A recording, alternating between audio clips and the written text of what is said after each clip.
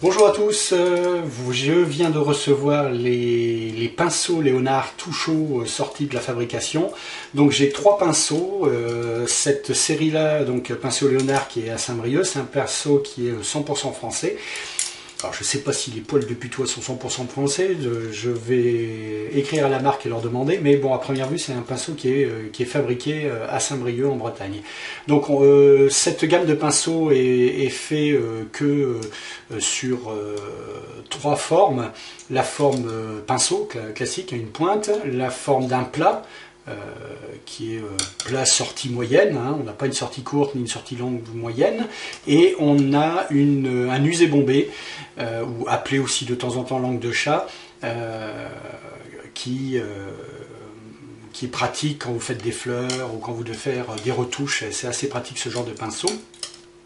Donc là je vais les essayer lors d'un atelier, donc je vais retourner notre vidéo là-dessus. Par contre, première chose à savoir, ce sont des pinceaux, ce type de pinceau me convient moi personnellement très très bien, parce que ce sont des pinceaux qui, tout en étant en poil naturel, sont des pinceaux qui sont relativement nerveux. Quand on fait ceci par exemple, eh bien on voit le poil reprend tout de suite sa forme initiale, ce qui est extrêmement pratique pour les gens qui peignent relativement vite ou de façon un peu nerveuse.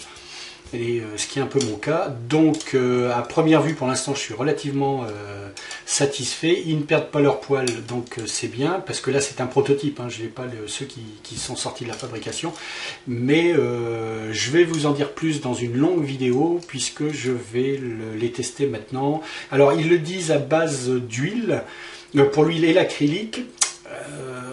Moi je veux bien, mais je reste toujours sceptique, parce que je ne suis pas forcément d'accord pour utiliser un poil véritable à l'acrylique. L'acrylique est quand même quelque chose d'assez corrosif, et ça a tendance à casser les poils au niveau de la virole.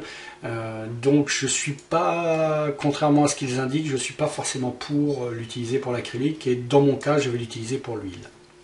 Voilà, c'est tout pour cette vidéo. Je vous dis à très vite pour le test produit grandeur nature.